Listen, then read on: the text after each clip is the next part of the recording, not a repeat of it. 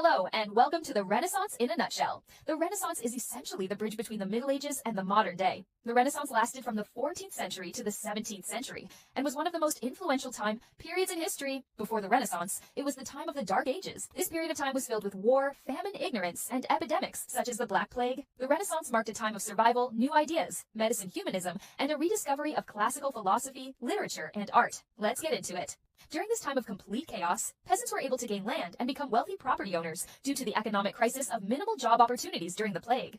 As peasants weren't able to make livable wages, they were encouraged to work in guilds and were forced to accept new members. Due to the lack of a surviving population, regular people took on the responsibilities of priests and spiritual leaders, meaning that they had to learn how to be in high positions that lower-class citizens had no prior training for. New inventions came to light which led to the growth and development in the areas of medicine, law, and humanist ideas. Before the Renaissance, Europe was suffering from the Black Death, which killed most of the population. After the disease passed, the remaining people of Europe were forced to rebuild and improve, which was easier due to an improved economy, since less people meant more money for all, allowing the start of a new era, the Renaissance. In a matter of years, Italy was a European country that flourished by the Renaissance as its country of origin. Humanism and the cultivation of many famous arts and inventions were made by people whose names are still remembered today, including Leonardo da Vinci and Michelangelo. Like all great times, there was a fall. After some decades, the unified Renaissance era in Italy was destroyed by the sack of Rome. After many other conflicts and wars, the Renaissance was unable to live up to its former glory.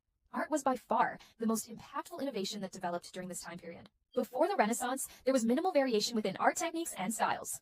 These works were mostly religious works, used to educate the vast illiterate population. During the Renaissance, more individuality and creativity flourished, and many famous artists appeared during this time period. These artists took inspiration from classical Greek and Roman artworks, including famous historical figures like Galileo Galilei and Castiglione. These men were famous universal men, who are known in today's age as Renaissance men. This phrase was used to refer to those with a high range of skills and knowledge in various fields. Da Vinci is the most famous, known for his painting of the Mona Lisa and the Last Supper. We also know Raphael for his advanced classical heroic and beautiful works that filled Pope Julius II's library with paintings. Women were seen to be muses, working inspiration for male artists. Although men dominated the painting world, few women, including Phoenicia and Denisolia, gained an international reputation. Artinist Mia Genitalia was another accomplished artist learning from her father, and depicted strong, heroic women during the Renaissance. A new style of realistic techniques resurfaced, along with the use of perspective. Perspective creates an appearance of an optical illusion, making works appear to be in 3-dimension, creating a more defined and realistic picture. These vivid paintings were commissioned by the wealthy and powerful members of society. Giovanni Boccaccio was well known for his Decameron, a series of realistic stories that are told by a group of worldly young people waiting in a rural villa to avoid the plague weekend sweeping through Florence. In these stories, the author uses cutting humor to show human condition. Always like these were used to show the both selfish and corrupt, and also worldly and beautiful sides of human nature. These works were also used to illustrate politics and different ways of life in their society. Patronage also started during this time. These were works commissioned by the wealthy and powerful. This allowed for many artists to become successful and their work to be admired all over the world, even today. Humanism began to rise during the Renaissance. It is defined as the new outlook on life that the people who survived the horrors of the plague needed humanism as an intellectual movement that focused on human potential rather than church or religious beliefs. This led to a shift of focus from religion to human experience. Artists started to look at realistic human bodies instead of continuing religious works. Moreover, a promotion of civic warfare was introduced, essentially meaning the use of force to influence political processes. Latin became more and more common, with many people starting to relearn the forgotten language, and many even beginning to question what it meant to be human, rather than following old and outdated church beliefs. Important Christian humanists, Desiderius Aramis and Thomas More, were two close friends and were famous as Ramas for writing the book The Praise of the Folly, which poked fun at the greedy merchants, heartsick lovers, croissant scholars, and pompous priests. Thomas More made efforts to develop the ideas of society and the path of graciousness with his book Utopia. They began to work together to improve their modern-day society. Utopia, which means no place in Greek, means in English the ideal place, to show an imaginary land without greed, corruption, and war. Without greed, there was no need for money, which this book tried to depict while developing a world without the issues that plagued the Renaissance, passing on for years before the Dark Age consumed them. Francesco Patriarch, the earliest and most influential humanist, wrote sonnets or 14-line poems about a mysterious woman named Laura, and wrote them in both Latin and Italian. He allowed for inspiration towards other artists, and led to many beautiful creations of work that still influence writers to this day. Like other societies, women weren't usually treated as equals. They were usually seen as less than the superior men. This meant that during this time period, women were set to follow the same strenuous and grueling ambition, of which only included being modest, chastised, and mothering.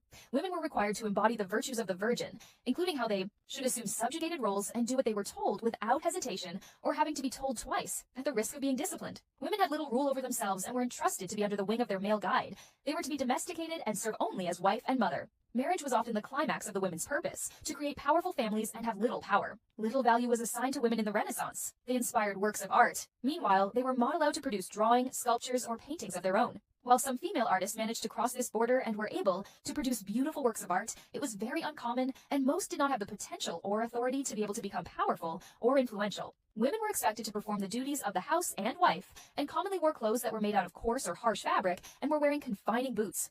Although women were not treated as equal to men, they had the responsibility to bear children and introduce them to their culture. In many occasions, female babies were victims of infanticide, which is mostly defined as the killing of babies as to reduce population. The women who bore these children were seen as useless members of society, though without them, their civilization would have been unable to flourish. The significant problems of society include conflicts throughout politics, societal disagreement about economics and culture. Women were raped by large groups of men. 30-year wars developed due to political instability. Bad terms with the Ottoman Empire. There was a harsh change in political and religious freedom and diminished the public's involvement in their community reformation movements, divided the church. Pope bribing was a common tactic to obtain power. Corruption accumulated during the Renaissance. A man named Luther created a split in the Catholic Church by turning those loyal to the church into those protesting outside, which was often referred to as the Protestant Reformation. Further in this mess, goods had a high to men. Creating the economic imbalance between neighboring countries, this boosted capitalism, drove green merchants out of work for many years in order to hire power without the security of the church. Politics weren't as well in check, with many issues being overlooked.